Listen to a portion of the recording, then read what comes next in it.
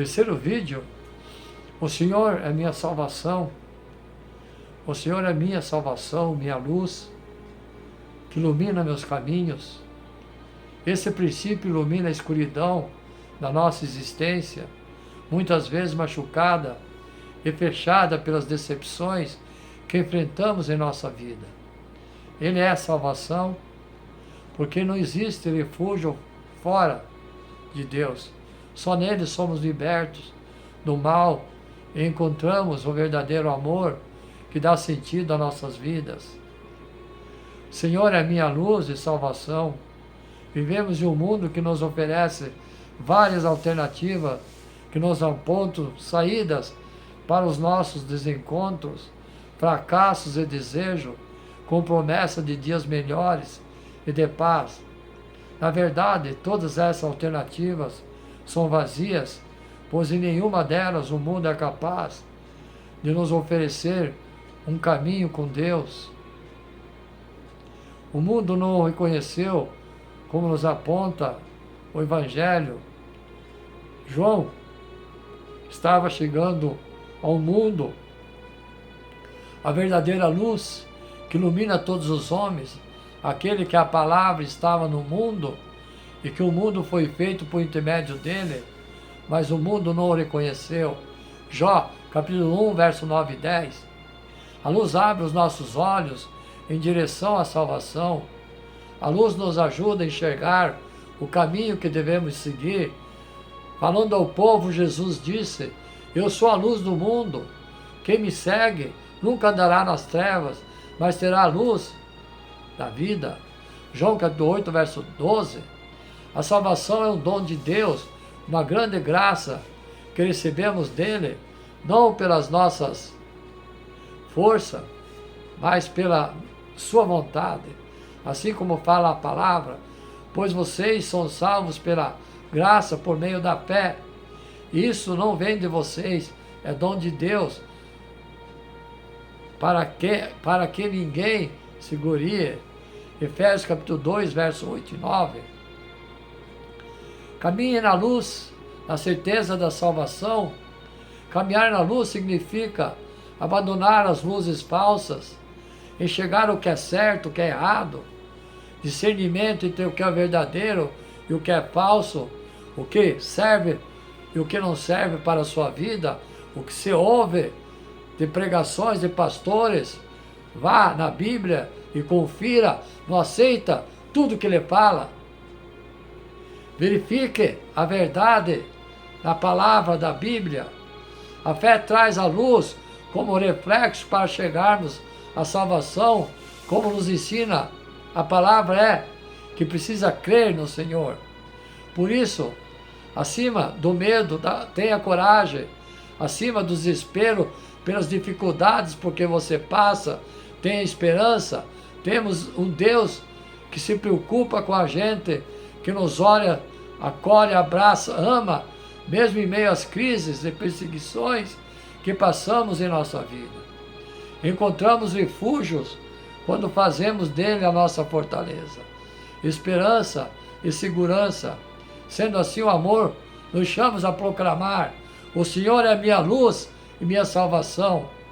Amém, amém, amém. O Senhor é minha luz e minha salvação. Como disse, de quem terei medo? Salmo 27, verso 1.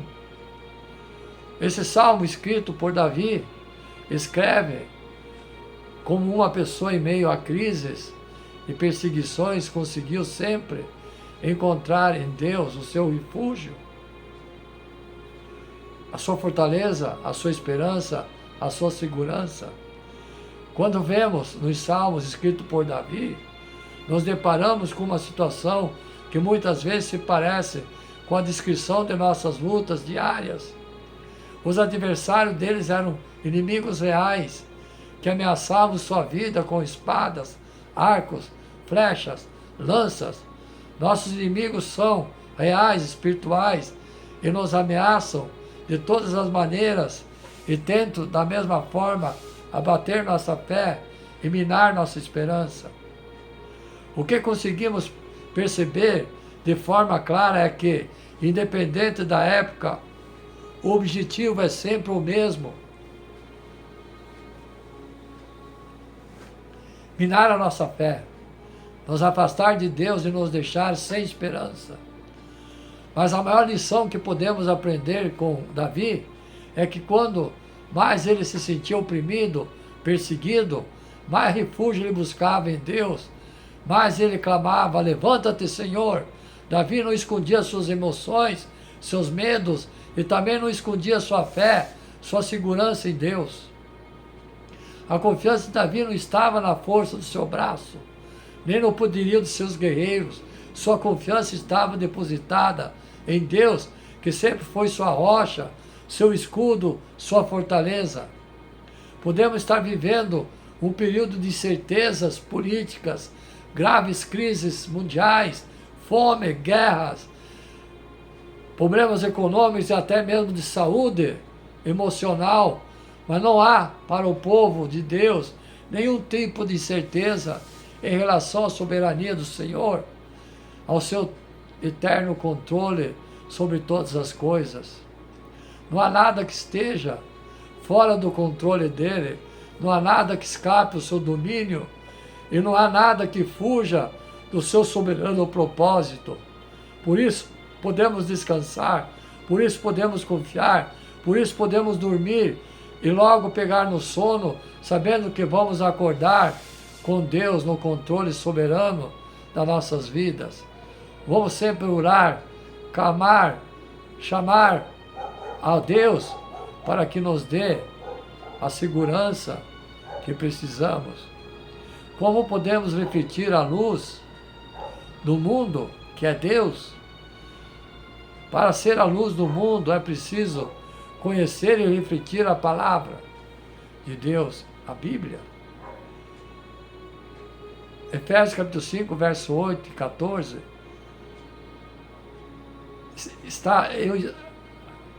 Nós estamos meditando sobre essa palavra, que ela se incomoda às vezes, alguns. Então, Jesus chama não só a mim, mas todos nós. A passagem bíblica fala claramente sobre ser a luz do mundo, sobre ter atitudes que reflitam a luz de Cristo. Eu sou consagrado a Deus. Sim, você é consagrado a Deus. Mas isso não torna a minha vida mais fácil. Não me isola do mundo. Vou ter que voltar um pouco no tempo para que entendamos a palavra de Deus, que diz: outrora eres trevas, agora sois luz no Senhor. Vejam bem, diz a palavra que eram trevas, não necessariamente vivíamos uma vida louca, cheia de abusos ou totalmente voltada para a loucura em que se encontra o mundo, mas o simples apagar da luz já caracteriza escuridão e trevas.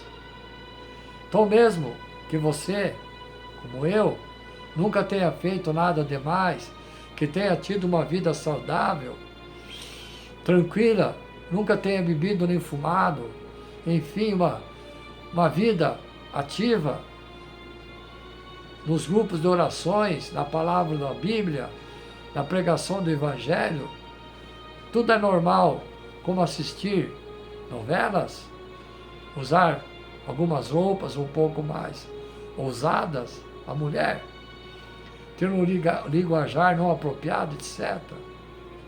Estou falando de quem está nas trevas, que se encontram.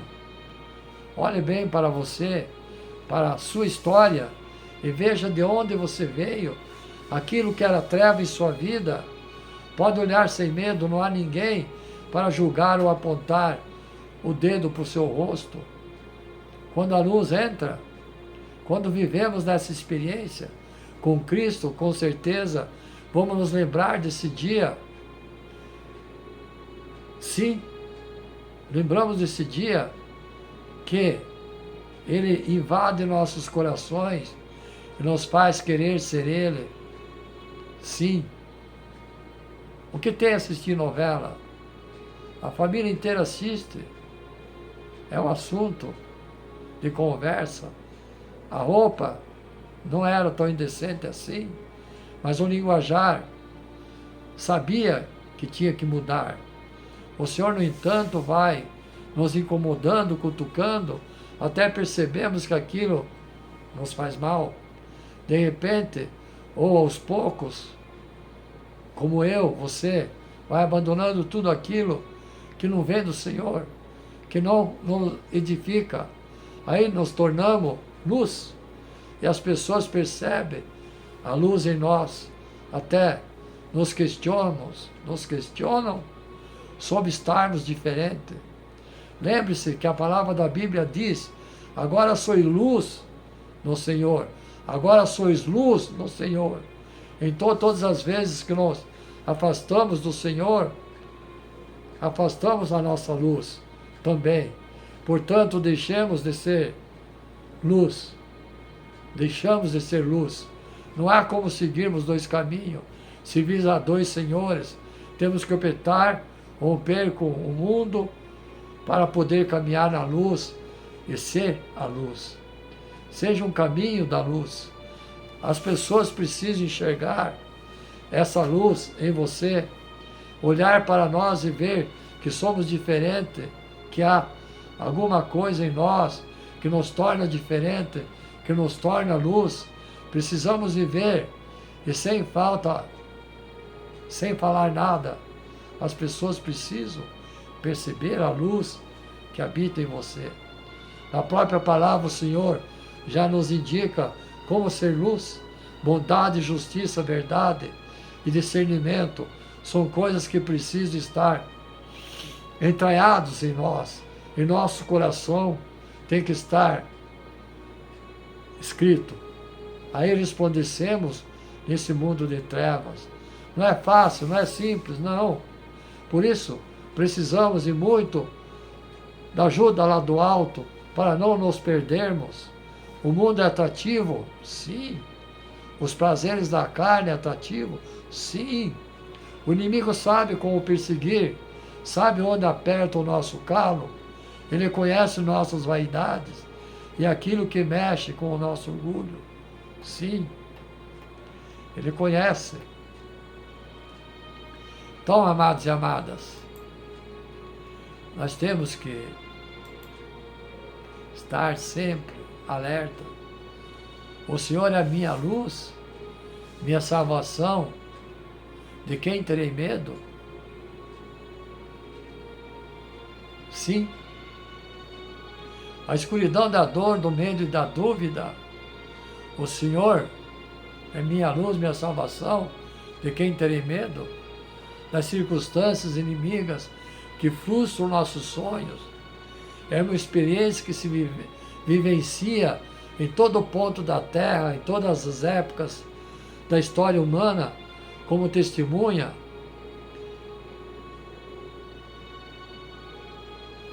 Provavelmente, as pessoas que são abandonadas à espera do julgamento se encontram na incerteza de um destino ameaçador, mas se entrega a Deus, sabe que Ele não abandonou o seu povo. A provação conhece a sua ação libertadora, por isso encontrará nele a luz e receberá o abrigo seguro e aceitável. Justamente na consciência da sua fragilidade, você se confidencia com Deus, acolhe sua presença na vida e espera confiante na vitória definitiva das trilhas imprevisíveis da vida. O Senhor é minha luz, minha salvação. De quem terei medo? Esse é o momento oportuno de acender a nossa confiança no amor do Pai. Deseja a felicidade de nós, seus filhos. Ele está pronto para assumir as nossas preocupações, de modo que não fechemos em nós mesmos, não nos fechemos em nós mesmos, mas estejamos livres para compartilhar a nossa luz e a nossa esperança. A palavra de vida nos orienta no caminho das trevas para a luz. É um convite a reaviver ou reavivar a fé. Deus existe, nos ama. Devo acreditar que por meio de uma pessoa, Deus tem algo a me dizer. Estou me dedicando a um trabalho. Naquele mesmo momento continuo a crer no seu amor. Aparece o sofrimento. Eu acredito que Deus me ama. Aparece uma alegria. Acredito que Deus me ama. Ele está comigo aqui. Está sempre comigo. Sabe de mim, sabe de mim, tudo de mim. E partilha cada pensamento meu, cada alegria, cada desejo. Divide comigo toda a preocupação, toda a aprovação da minha vida. Como podemos reavivar essa certeza? Procurando entre nós. Jesus prometeu estar lá, onde 2 ou mais estiverem unidos em seu nome. Então, na atitude do amor mútuo do Evangelho, que ele ensina, encontremos-nos com aqueles que vivem a palavra da vida, partilhemos experiência e sentiremos o fruto dessa sua presença, alegria, paz, luz, coragem. Ele permanecerá junto a cada um de nós e o sentiremos continuamente perto e atuante em nossas vidas, cada dia. Amém, amados e amadas? O milagre, vivendo uma vida de milagres. Os israelitas, através do Mar Vermelho, um dos maiores milagres registrados no Antigo Testamento, assim como aquele povo enfrentou desafios aparentemente intransponíveis, nós também enfrentamos obstáculos em nossas vidas que parecem ser demais para a nossa capacidade. No entanto, a história de Moisés nos ensina que quando nos rendemos a Deus e exercemos uma fé inabalável no impossível, Ele pode realizar milagres surpreendentes em nossas vidas. A necessidade de Deus temos, sim, assim como o povo de Israel se encontrar em uma situação de desespero, impotência diante do Mar Vermelho, muitas vezes nós também nos vemos incapazes de resolver nossos próprios problemas. Pode ser tentador voltar para uma zona de conforto, mesmo que seja uma escravidão, ao invés de enfrentar os desafios à nossa frente. Porém, é nessas circunstâncias que descobrimos nossa verdadeira necessidade de Deus. Muitas vezes Deus permite que passemos por momentos difíceis para que aprendamos a confiar nele completamente. Quando nos vemos sem saída, somos forçados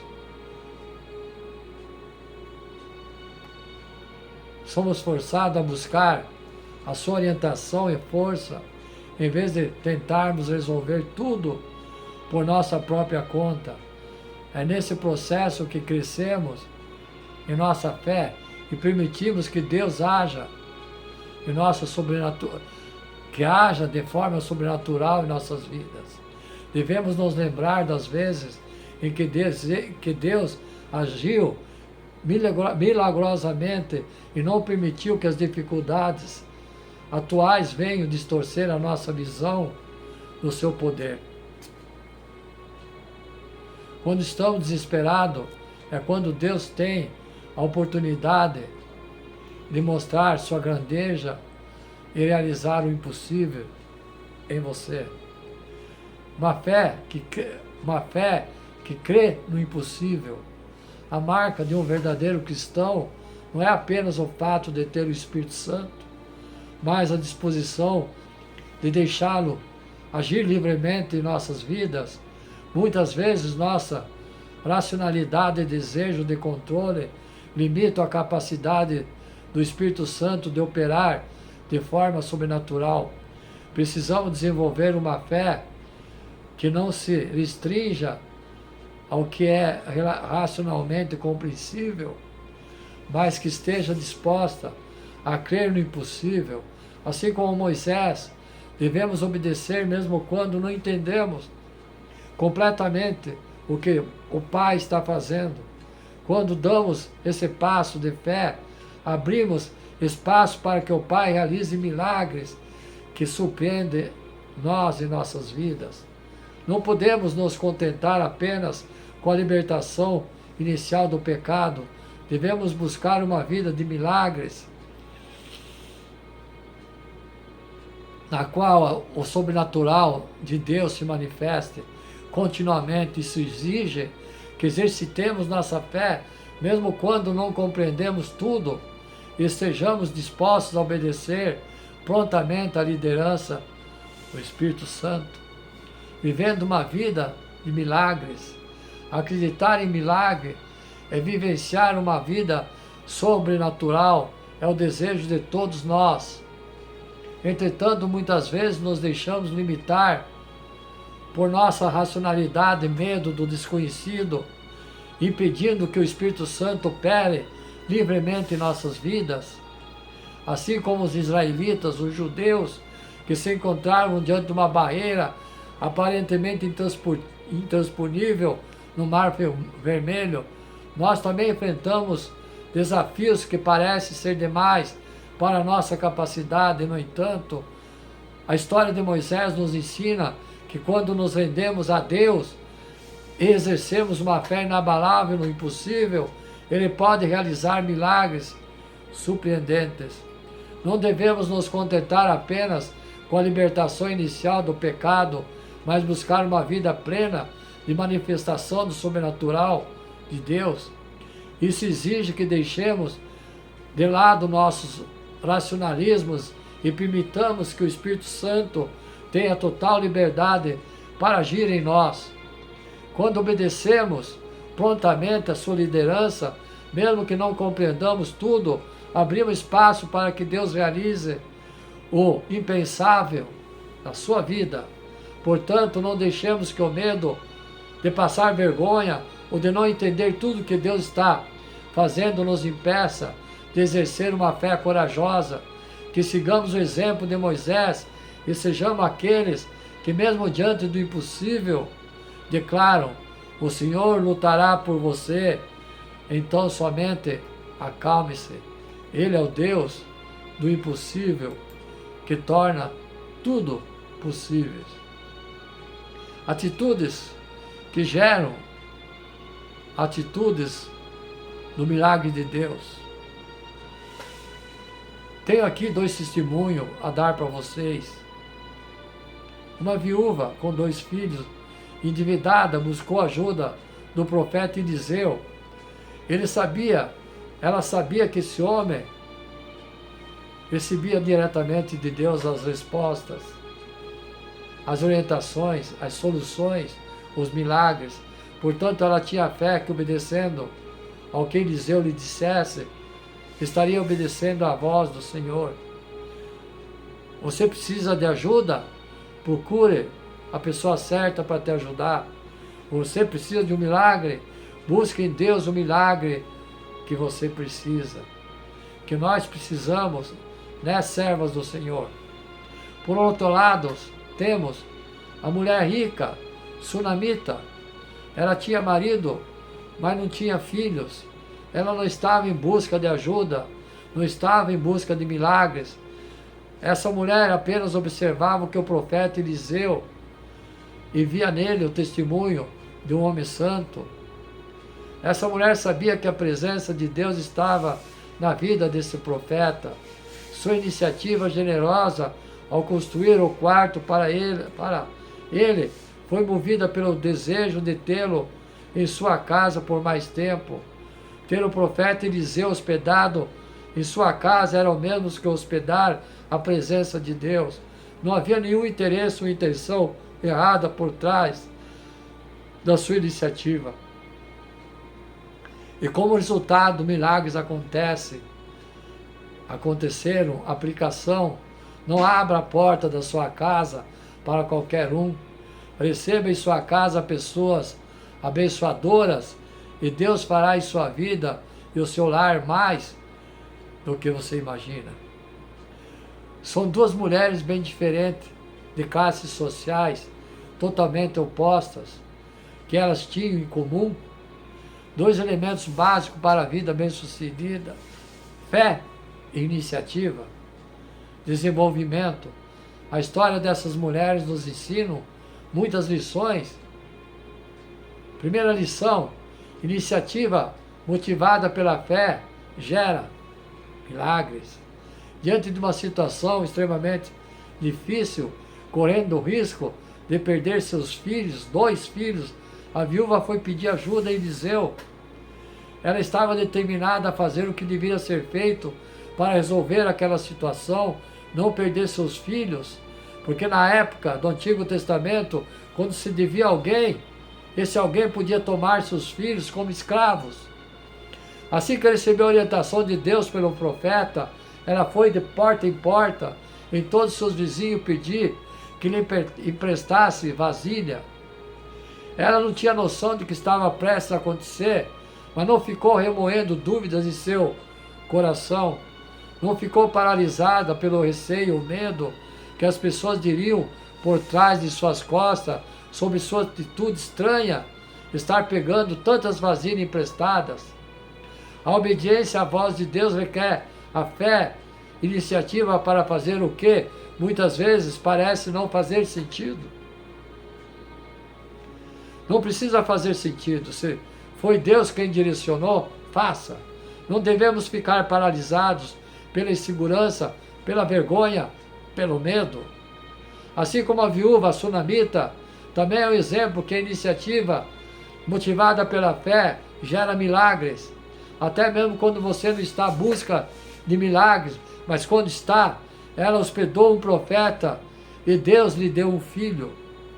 Há muitas histórias bíblicas que nos ensinam essa lição. A mulher que há 12 anos sofria do fluxo de sangue, enfrentou suas dificuldades, todo o preconceito de uma sociedade, a dor da exclusão, toda a multidão e, finalmente, recebeu a cura, assim como tocou na veste de Jesus. O que é isso? Resultado de iniciativa motivada pela fé. Mateus capítulo 9, versos 18 e 26. 10 servas do Senhor. Por isso que eu estou à procura do meu milagre, jejuando, orando pelos meus filhos. Bartimeu, por exemplo, é cego de Jericó, e o cego de Jericó não ficou calado, lamentando sua situação. Assim soube que Jesus estava no meio da multidão, ele gritou. Sua iniciativa foi gritar o nome de Jesus insistentemente. Jesus, filho de Davi, tem misericórdia de mim, até que Jesus ordenou que fosse buscá-lo.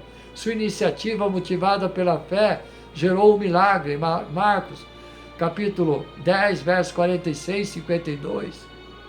Também na cidade de Jericó, um homem rico chamado Zaqueu subiu numa árvore para ver Jesus. Zaqueu não se deixou intimidar para a sua pequena estatura. Motivado pela fé, ele agiu. Uma iniciativa simples que atrai a atenção de Jesus. Zaqueu, desça depressa, quero ficar na sua casa hoje. E como resultado de toda a sua casa foi salva, sua iniciativa foi motivada pela fé que gerou milagres. Lucas capítulo 19, verso 1 e 10. Os nossos milagres, né, servos do Senhor, é trazer nossos filhos do mundo para nós. Portanto, nós estamos motivados pelas orações, pelo jejum, em nome de Jesus. Não se deixe intimidar por suas limitações, não fique paralisado, suba na árvore, se for preciso, vá aos lugares altos e olhe para Jesus. Olhe para Jesus, suas iniciativas motivadas pela fé, abre as portas para gerar a sua vida e as bênçãos. Sim, Fé é impossível agradar a Deus. Sem fé é impossível agradar a Deus. Entretanto, a fé precisa vir acompanhada de boas obras, porque a fé sem obras é morta. E o que são as boas obras? A fé precisa vir acompanhada de iniciativas. A fé sem iniciativas, sem obras, é fé da boca para fora, é vazia e infrutífera, não gera resultados, retém os milagres do lado de dentro dos portões dos céus. Porém, como vimos a história da Sunamita, a iniciativa para estar de mãos dadas, não apenas com a fé, mas também com a intenção certa. Deus conhece a intenção dos nossos corações. Cristão com intenção errada por trás de sua iniciativa. O que dizer ter fé, mas não toma iniciativa nenhuma? Não se doa, não sai da zona do conforto, não se posiciona no campo de batalha, que se rende ao medo, que permanece escravo ao pecado. É medíocre, infrutífero. Deus não te fez para isso. Ele te criou para ter uma vida com um propósito, fundamentada na fé, a fé que motiva as iniciativas certas, iniciativas que geram frutos e milagres em nossas vidas e na vida das pessoas, através da nossa. Guarde essa lição, amados e amadas. Filhos, a iniciativa motivada pela fé gera milagres. Servos do Senhor, qual é a iniciativa motivada que tivemos? Jejuando, clamando ao Pai, o milagre de trazer nossos filhos para nós. Deus não precisa muito para fazer muito. Ele só precisa da nossa fidelidade. Deus espera que você, eu, sejamos fiéis nas pequenas coisas, seja fiéis no pouco, que sobre o muito Deus te colocará. Mateus capítulo 25, verso 23. A viúva tinha apenas um pouco de azeite, Deus multiplicou, várias vasilhas foram feitas. Os milagres de Deus fogem da compreensão humana. Não se preocupe se tudo que você tem é pouco. Entregue a Deus o seu pouco, o seu tudo, e confie que Ele irá honrar a sua fidelidade no pouco. Ele te colocará sobre o mundo. Deus é especialista em multiplicar. O caminho trilhado pela viúva no processo de coletar as vasilhas dos seus vizinhos tinham disponíveis. Em seguida, trancar a porta da sua casa, com a ajuda de seus filhos, despejar o pouco azeite que havia em sua vasilha em todas que foram recolhidas, nos mostra que Deus não precisa muito para fazer muito. Ele só precisa que você, que eu, seja fiel um pouco. A fidelidade é o fruto da obediência, nos coloca como agente da onipotência de Deus. Lembra como Jesus alimentou uma multidão? João capítulo 6, versos 5 e 6, levantando os olhos e vendo uma grande multidão que se aproxima, Jesus disse a Filipe: onde compraremos pão a esse povo comer? Fez uma pergunta apenas para pôr à prova, pois já tinha em mente o que ia fazer. Jesus já tinha em mente o que ia fazer, mas nós somos os agentes para a manifestação do seu poder. Ele não introduziu o pão do nada. Ele começou com uma pequena quantidade provida por um menino.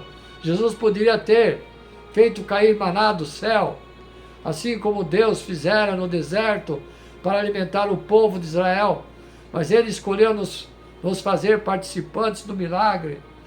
A onipotência de Deus trabalha para nós e em muitos casos necessita da mão de obra. Demanda ação humana, portanto Deus não precisa muito para fazer muito. Só precisa da nossa fidelidade, fé e disposição para sermos agentes da manifestação do seu poder aqui na terra. Você tem sido agente da onipotência de Deus para que o milagre aconteça na vida de pessoas ou na sua própria vida, Deus quer se revelar a você no lugar secreto. Além de sermos fiéis no pouco e agentes da onipotência de Deus, o compromisso de Deus espera de nós diz respeito ao nosso relacionamento com Ele. Muitas pessoas querem receber o milagre de Deus, mas não querem assumir compromisso algum e de se relacionar verdadeiramente com Deus, que realiza o seu milagre, que pede. A mulher viúva buscou ajuda com o profeta Eliseu e a sunamita construiu um quarto para hospedá-lo, mesmo que as suas motivações tinham sido diferentes. Ambas buscaram se aproximar da pessoa que tinha esse relacionamento direto, íntimo, profundo com Deus, porque quem tem a presença de Deus é portador da sua luz, a luz que revela as coisas escondidas, que trata o que precisa ser tratado, que coloca fim nas trevas, nos problemas, nas dores. Quando nos aproximamos de quem tem Jesus, também somos influenciados a buscarmos Jesus mais intensamente. Precisamos avaliar tudo com honestidade. O nosso relacionamento com Deus ocupa a parte principal das nossas vidas. O nosso relacionamento com Deus tem sido a nossa prioridade todos os dias. Importante, nesse ponto, fazermos um adendo sobre o termo prioridade. Prioridade no sentido original significa priori, isso é, o que vem em primeiro lugar. Essa palavra foi pluralizada no século X, como se pluralizando a palavra conseguíssemos dar conta de tudo que se considera importante. Perdemos a noção do que realmente é importante, do que verdadeiramente é prioridade em nossas vidas. Criamos as prioridades, mas como podem várias coisas ocuparem o mesmo lugar ao mesmo tempo? No final das contas, misturamos o que é importante com o que é urgente, com o que é trivial ou circunstancial. Ficamos confusos, perdidos e não usamos nosso tempo com sabedoria. Pecamos na gestão da nossa atividade nas 24 horas que temos disponíveis diariamente.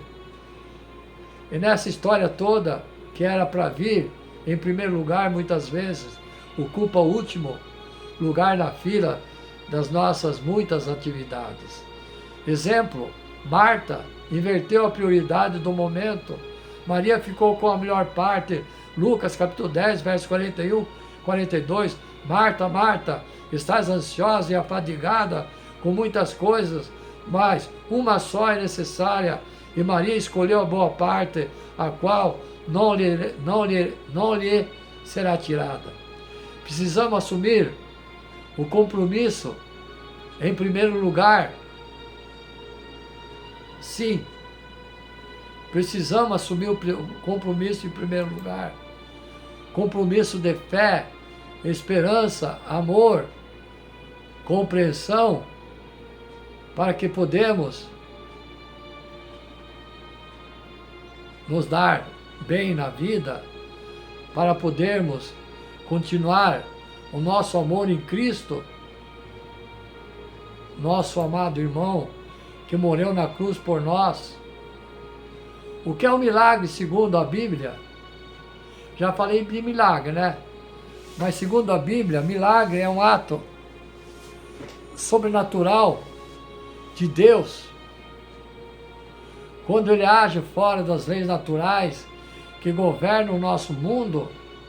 Milagres acontecem quando essa é a vontade de Deus, para revelar o seu poder de maneira especial.